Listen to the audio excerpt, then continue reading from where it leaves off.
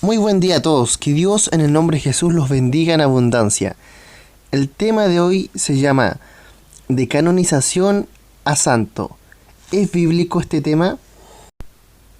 Voy a enseñar este tema paso a paso, pero primero vamos a ver un video católico el cual nos enseña qué es la canonización y qué tiene que hacer la persona para llegar a ser santo. Esto es según las doctrinas católicas. Y luego vamos a buscar en la Biblia qué dice al respecto de todo esto, si es bíblico o no.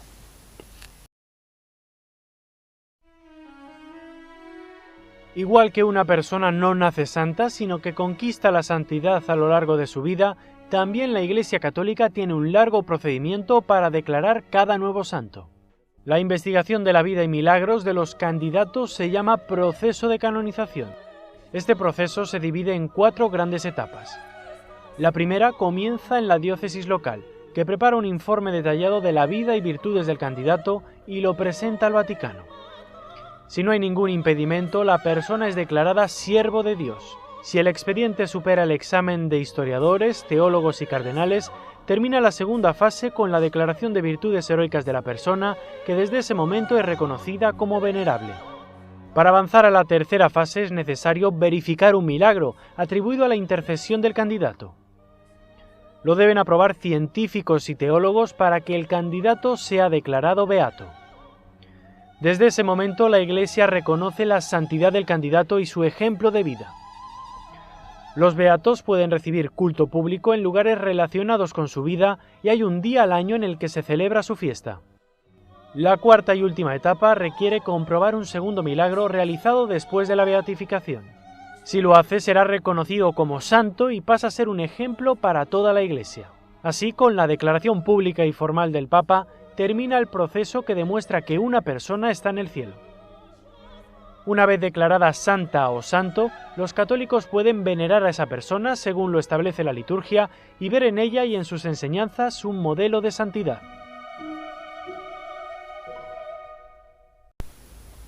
Hemos escuchado la explicación de canonización a santo según la Iglesia Católica.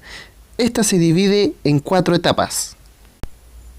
La primera y segunda etapa consiste en hacer un informe de una persona católica y entregarla al Vaticano.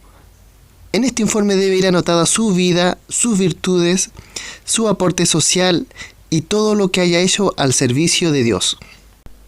Luego, este expediente de la persona que va a ser canonizada es verificada en el Vaticano por un grupo de sacerdotes importantes, teólogos e historiadores, quienes aprueban si esta persona es apta para ser santa o no.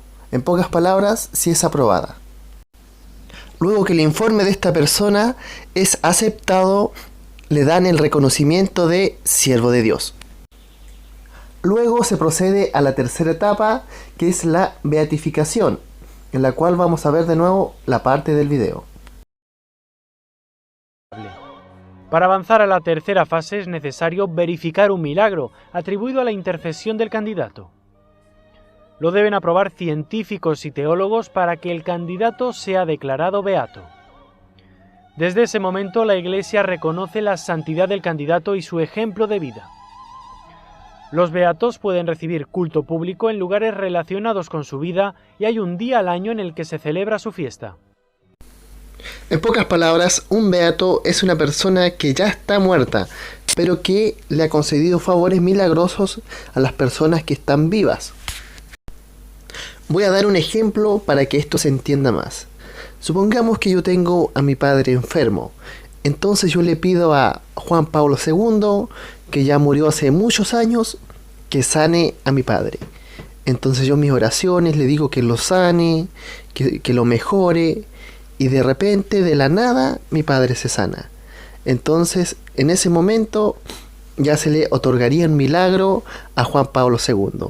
Y eso pasaría a ser una beatificación si tiene un milagro cumplido, o santificación si tiene 2 o más milagros cumplidos.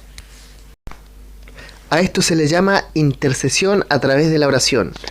Y por último voy a dar otro ejemplo de lo que fue la Madre Teresa de Calcuta y uno de sus supuestos milagros, en el cual voy a mostrar en un video. Y bien, en las noticias les cuento que revelan sorprendentes detalles de la misteriosa cura que allanó el camino para la canonización de la Madre Teresa de Calcuta. El hecho se remonta al año 2008, una década después de la muerte de la monja, y habría ocurrido en Brasil, donde un hombre iba a ser sometido a una cirugía del cerebro y minutos antes se incorporó en su lecho sin dolor alguno y días más tarde fue declarado libre de síntomas. La Iglesia Católica atribuye su curación a las oraciones de su esposa, pidiendo la intercesión de la religiosa, y el reconocimiento del milagro ha sido recibido con profunda alegría. Pablo Monsalvo nos acompaña vía satélite con más. Acabamos de ver el video donde dice que un hombre iba a ser operado y que estaba justo en el pabellón, pero que su esposa había orado para que Teresa de Calcuta sane a su esposo. Entonces lo que sucedió fue que este hombre se sanó de la nada y la Iglesia Católica atribuyó este milagro a la Madre Teresa de Calcuta. Cuando sucedió este milagro, la Madre Teresa de Calcuta ya llevaba 10 años muerta. Ahora voy a comenzar a leer los pasajes bíblicos sobre este tema. ¿Y qué dice a través de los muertos? ¿Qué dice sobre la intercesión de la oración? Sobre la santidad y todo lo que habla este tema. Vamos a ir a Eclesiastes 9:5. Si quieren lo van leyendo en la pantalla, o si no, sacan sus Biblias y lo comprueban por ustedes mismos. Eclesiastes 9:5. Porque los que viven saben que han de morir, pero los muertos nada saben, ni tienen más paga, porque su memoria es puesta en olvido. Entonces aquí vemos que un muerto ya nada sabe, no puede interceder por los vivos, no tiene el poder. Recuerden que los hombres no tenemos el poder para sanar a los demás, ni tenemos el poder para estar en todas partes, ni mucho menos escuchar a las personas cuando nos invoquen y que estén en otro lugar. Nosotros somos seres limitados que tenemos que estar a una cierta cantidad de metros para podernos escuchar, o cuando nos llamamos vía celular es ya por tema de tecnología, pero si uno está vivo y llama a un muerto, esta persona no te puede escuchar, no te puede responder y mucho menos te puede ayudar. Ahora vamos a leer cuál es el mandamiento de Dios a los hombres con los muertos. Si uno puede hablar con los muertos, los puede invocar, les puede pedir favores, y lo vamos a ver en Deuteronomio 18, versículo 9. No aprenderás a hacer según las abominaciones de aquellas naciones. No sea hallado en ti quien haga pasar a su hijo o a su hija por el fuego, ni quien practique adivinación, ni agorero, ni sortílego, ni hechicero, ni encantador, ni adivino, ni mago, ni quien consulte a los muertos, porque es abominación para con Jehová cualquiera que haga estas cosas, y por estas abominaciones Jehová tu Dios echa estas naciones delante de ti. Se dan cuenta que Dios rechaza este acto, el cual dice, ni quien consulte a los muertos, porque es abominación para con Jehová. Y por esta razón Dios castiga no solo a la persona, sino que también castiga a la misma nación por aquellas prácticas. Cuando tú invocas a alguien que está muerto es porque lo necesitas, como en el caso de estas personas que son canonizadas, o como fue el caso de la Madre Teresa de Calcuta, que una mujer invocó su nombre y le dijo que si la podía ayudar. No la invocó de gusto, sino que la invocó porque esta persona creía que Teresa de Calcuta podía sanar a su esposo.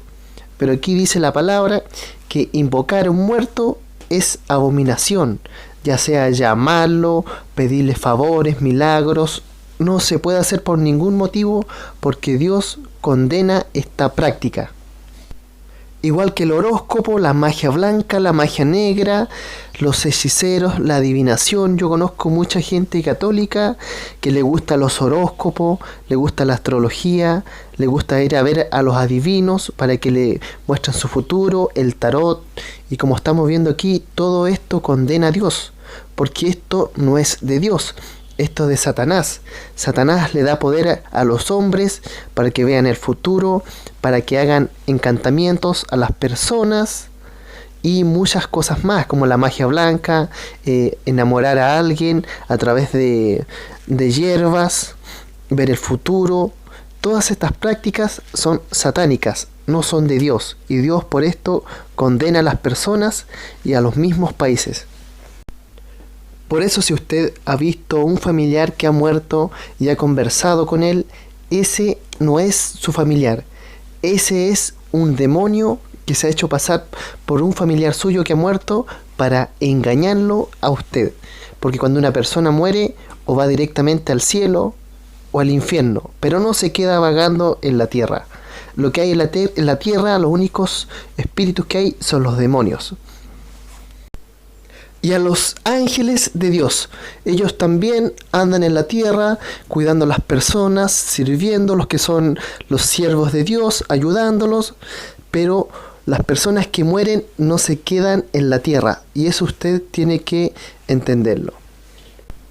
Ahora vamos a hablar de la intercesión a través de la oración y qué fue lo que enseñó el Señor Jesús.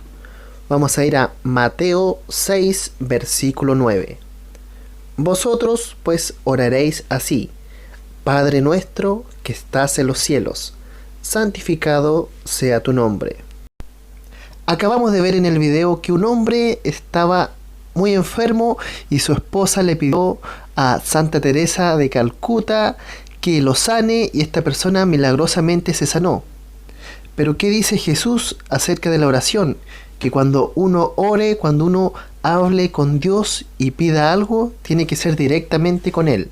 Si usted está enfermo, tiene que decir: Padre, necesito que me sanes porque estoy muy enfermo. Este sería un ejemplo. O en el caso de la persona que estaba enfermo, su esposo, debería haberle dicho: Dios o Padre, te pido que sanes a mi esposo. Esta sería la oración correcta ante Dios, porque Jesús lo enseñó así, y nosotros como cristianos tenemos que obedecer al Señor Jesús. Ahora vamos a leer San Juan 14, versículo 13. Y todo lo que pidieres al Padre en mi nombre, lo haré, para que el Padre sea glorificado en el Hijo. Y si algo pidiereis en mi nombre, yo lo haré. ¿Se dan cuenta de lo que dice el Señor Jesús aquí? Que todo lo que pidas al Padre, lo que pidas a la persona que murió, a la persona que tú crees que te va a hacer un milagro, no. Lo que tú pidas al Padre, lo que tú pidas a Dios, en mi nombre yo lo concederé. Lo haré para que el Padre sea glorificado en el Hijo, así dice el Señor Jesús. Entonces, la oración correcta que hizo la señora que se le sanó milagrosamente, supuestamente su marido, debería haber sido así: Dios, en el nombre de Jesús, te pido que sanes a mi esposo que está enfermo. Así debería haber sido la oración, pero ella oró a Santa Teresa de Calcuta para que le sane a su esposo. Y esto es antibíblico. Jesús nunca enseñó orar a los muertos. Entonces, como acabamos de ver, la oración correcta es siempre pedirle a Dios todo lo que usted necesite, lo que quiera, sus problemas, sus preocupaciones, todo lo que quiera que usted Dios le ayude, tiene que ser solamente para el Padre. Y como Jesús dijo, si usted lo pide con su nombre, el mismo Señor Jesús lo va a cumplir para que sea glorificado el Padre, Dios. Ahora vamos a 1 de Timoteo 2, versículo 5.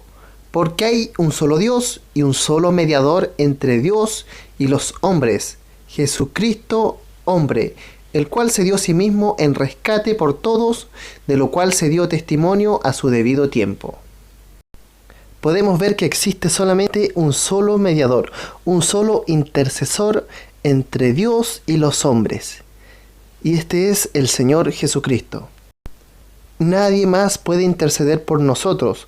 Ni María, ni Pedro, ni el apóstol Pablo, ni Teresa de Calcuta, ni Juan Pablo II. Nadie, pero nadie puede interceder por nosotros, solamente Jesús, porque Él pagó por nuestros pecados es hijo de Dios y está sentado a la derecha de Dios.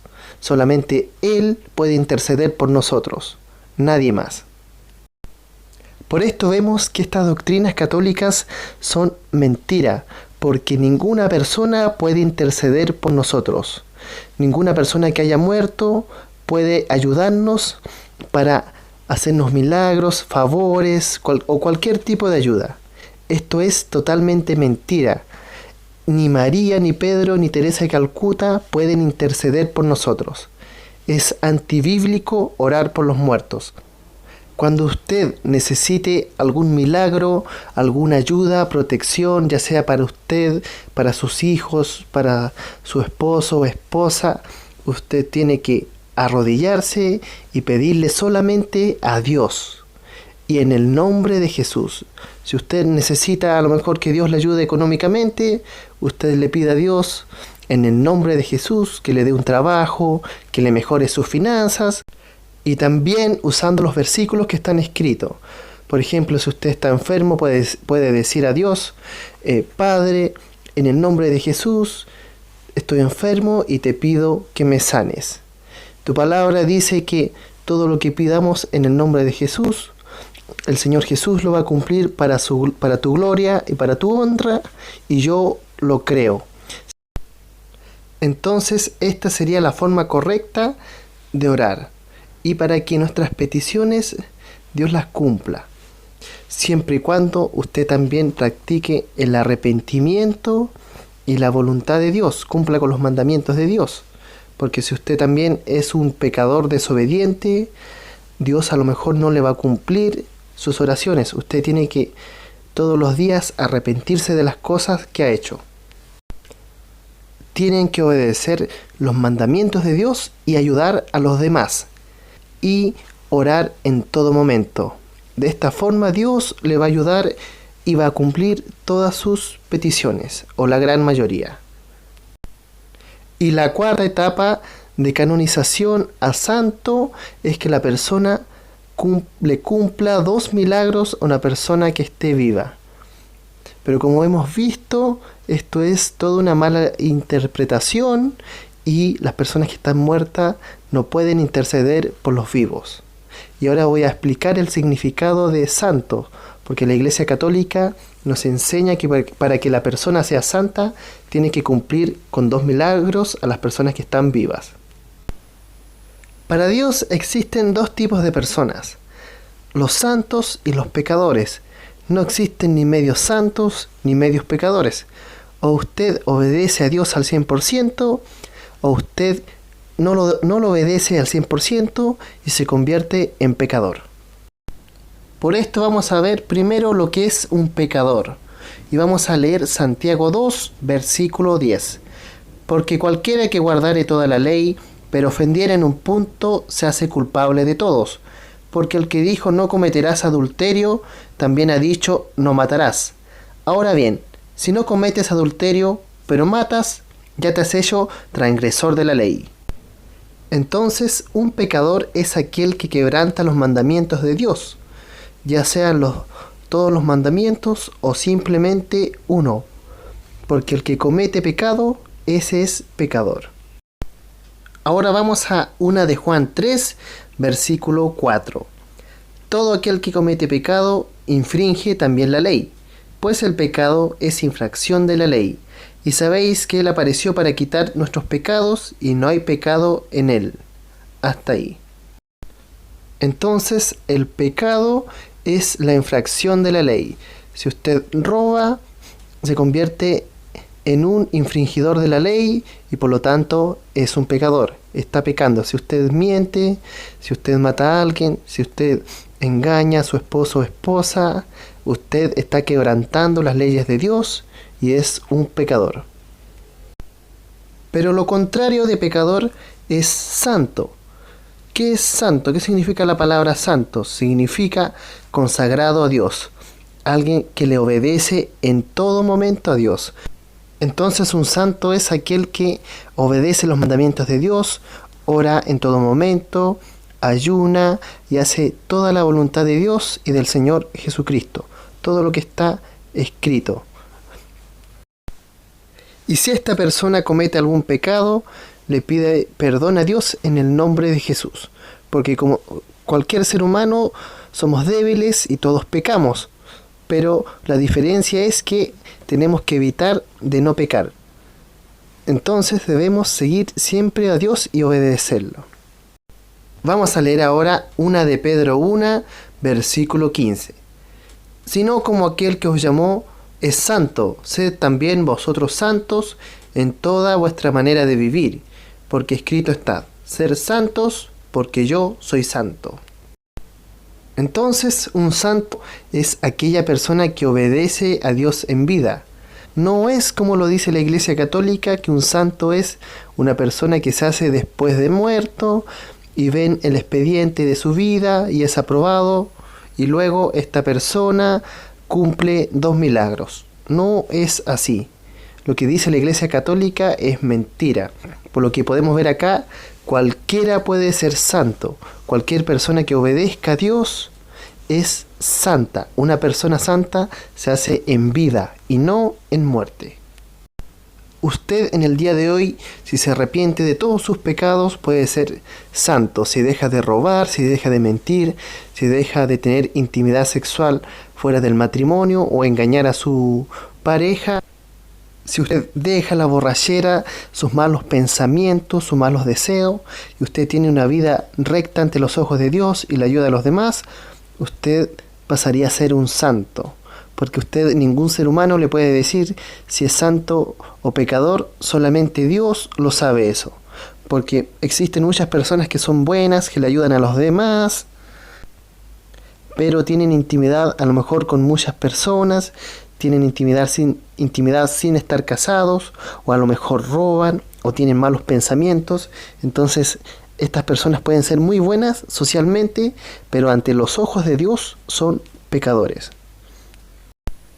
Y con esto se termina el tema de hoy. Espero que le hayan quedado claras las dudas y cualquier consulta lo dejan en los comentarios. También les hago una invitación, ustedes vayan a la iglesia cristiana evangélica más cercana. Ustedes solamente van a escuchar aquí palabras que salen en la Biblia, de la sana doctrina, nada más agregado. Si usted está enfermo, si usted tiene alguna preocupación que no lo deja vivir tranquilamente, vaya y van a ver que todas las personas que están ahí van a orar por sus problemas, porque mientras más personas se unan por una misma petición o oración, Dios lo va a cumplir más rápido. Por eso, si usted tiene alguna preocupación o está enfermo, vaya, como le digo, a una iglesia cristiana evangélica y va a ver que Dios le va a ayudar en su vida. Que Dios en el nombre de Jesús lo bendiga, bendiga a su familia y bendiga al hermoso Estado de Israel. Nos vemos en un próximo video y hasta pronto.